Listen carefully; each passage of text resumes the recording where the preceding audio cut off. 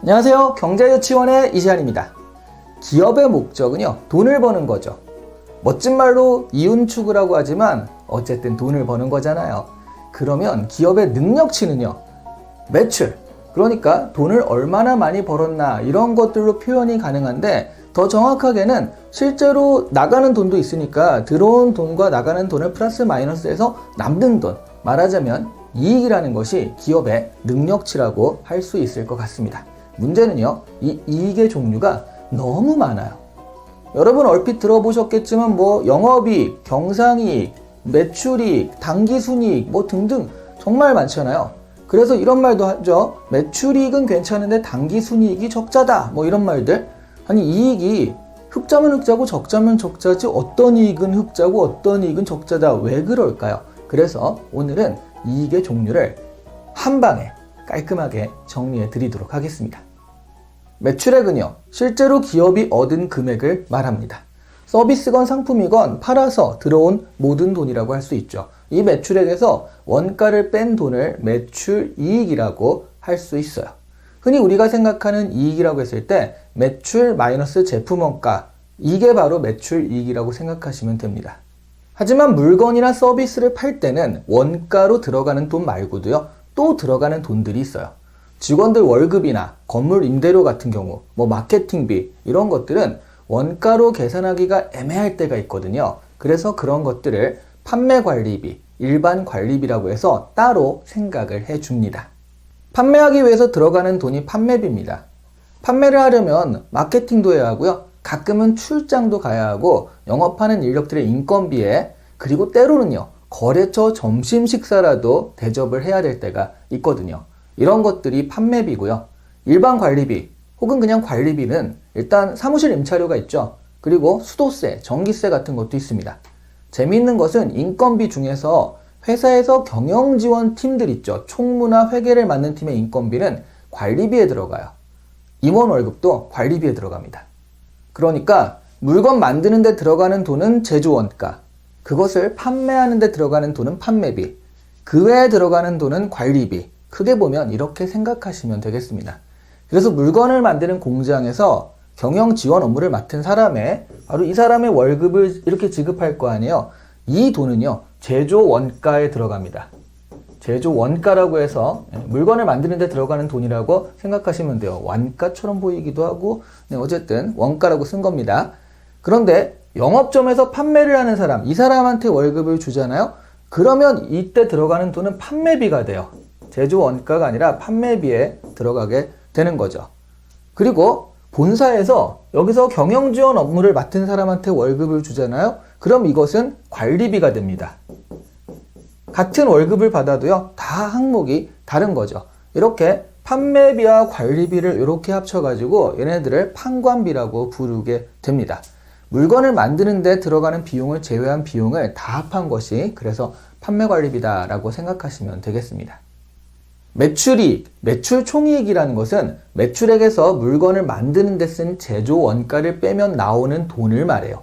그런데 이 물건만 만든다고 되는 게 아니라 그것을 파는데 돈이 들어가니까요. 여기서 판매 관리비까지 빼야 실제 기업의 주머니로 들어오는 돈이 계산이 되는 거겠죠. 그것을 영업이익이라고 하는 겁니다. 그러니까 기업의 핵심 능력은요, 바로 이 영업이익이 되는 거죠. 기업의 본래 사업 분야에서 이익을 얼마나 남기고 있나 하는 것이거든요. 경상이익이라는 말도 있습니다. 경상이익은요, 영업이익에서 금융비용과 영업외 손익까지 플러스 마이너스한 것을 말해요. 금융비용은요, 돈을 빌렸을 때 이자를 지불하는 것 같은 그런 것들이고요. 영업외 수익은요, 기업의 주력사업, 그러니까 자신의 제품이나 서비스를 팔아서 수익을 낸 방법 외에 다른 방법으로 수익을 낸 것을 말합니다. 돈을 빌려주고 이자를 받는다든가요, 부동산에서 임대료를 받는다든가 하는 것들, 투자를 해가지고 이익을 얻는 것들도 영업의 수익이 되죠.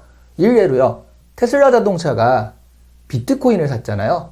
비트코인이 올라서 이익이 났다라고 한다면 본래 자동차에서 얻은 이익이 아니기 때문에 이런 것이 영업외 수익이 되는 것입니다. 그리고 특별이익이라는 것도 있는데요. 그야말로 아주 특별하고 이례적인 상황에서를 말해요. 부동산을 증여받는다거나 부채를 다른 기업이 갚아준다거나 해서 생기는 것들입니다. 영업 외 이익은요, 기업의 주력 사업은 아니지만 임대료 같은 것들은 정해져 있는 것이잖아요. 그렇기 때문에 어느 정도 예상이 되거든요. 그런데 특별이익은 그야말로 갑자기 돌발 변수로 생기는 것이기 때문에 예상하기가 힘듭니다. 아까 경상이익이 영업이익에서 금융비용과 영업 외 손익까지 플러스 마이너스 한 것이라고 했잖아요. 여기에다가 특별이익까지 플러스 마이너스 하면 그것을 세전이익이라고 부릅니다. 복잡하죠? 하지만 아직 끝이 아닙니다. 가장 중요한 게 남았어요. 많이 들어보셨을 단기 순이익이 있습니다. 세전이익이 세후이익이 되는 거예요. 그러니까 세금까지 다 내고 정말 마지막에 끝에 남은 돈이 단기 순이익이 되는 거죠. 그러니까 기업의 수중에 실제로 떨어지는 금액이 단기 순이익이라고 할 수 있는 거예요. 좀 복잡하니까요. 한 번에 정리를 해볼게요. 매출이익 또는 매출 총이익이라고 하는 것은요, 매출에다가 제품을 만드는 데 들어가는 돈, 그 원가를 뺀 것을 말하고요. 그리고 영업이익은 바로 여기에다가 판매하는 데 들어가는 돈까지 뺀 것을 말합니다. 그리고 이 영업이익에다가 금융비용이라든가 아니면 원래 자신의 본래적 상품 말고 다른 것에서 얻어지는 손익까지 플러스 마이너스 한 것을 경상이익이라고 하는 거죠.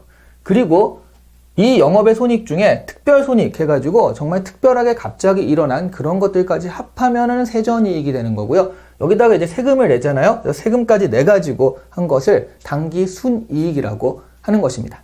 그러면 우리가 주의 깊게 봐야 하는 것은요, 영업이익과 단기 순이익입니다. 이 매출이라는 건 아무리 많아봐야 뭐 이런 것들이 많아가지고 그건 비용이 많은 거죠. 그렇게 돼서 늘 마이너스라면 기업이 건전한 상태는 아닌 거잖아요. 그렇게 보면 얼마나 남기느냐가 중요한 건데요. 영업이익은 기업이 본래적 영역, 자신의 상품에서 어느 정도 능력을 가지고 있나를 보는 지표가 되는 거죠. 그런데 단기순이익은 여러 가지 다른 것들, 이런 이슈들이 다 반영되다 보니까 기업 자체의 능력치를 파악하기에는 적절치 않은 면이 있어요. 하지만 결과적으로 보면 남는 돈은 결국 단기순이익이잖아요. 기업의 재정 상태를 가늠해 볼 수 있는 게 단기순이익이 됩니다. 영업이익과 단기순이익이 차이가 많이 나게 되면요, 바로 여기처럼 이렇게 차이가 많이 나잖아요. 이렇게 차이가 많이 나게 되면 그 이유가 무엇인지를 찾는 것이 기업을 파악하는 중요한 방법이 됩니다. 원래 영업이익은 흑자여야 하잖아요. 이게 계속 적자면 기업이 사업을 계속하면 안 되는 거거든요. 그러면 영업이익이 흑자인데도 전체적으로 적자가 났다라고 한다면 그 특별한 이유는 무엇일까? 이것을 찾아야 하는 것이죠. 전체적으로요, 영업이익으로 그 기업의 기본 능력을, 그리고 단기순이익으로 그 기업의 현재 상태를 알 수 있다고 보시면 될 것 같습니다. 권투를 하는데요, 원래는 챔피언급인데 현재는 밥을 잘 못 먹어서 힘을 못 쓰는 경우도 있을 수가 있고요. 반대로 원래는 허약한데 지금은 스테로이드를 맞아서 승승장구하는 경우도 있을 수 있습니다. 그러니까 영업이익과 단기순이익의 추이를 보면서 단기적, 장기적 시각에 따라 판단할 수 있을 것 같아요. 오늘 이시안의 경제유치원은요, 여러 가지 이익의 종류에 대해 알아보았습니다.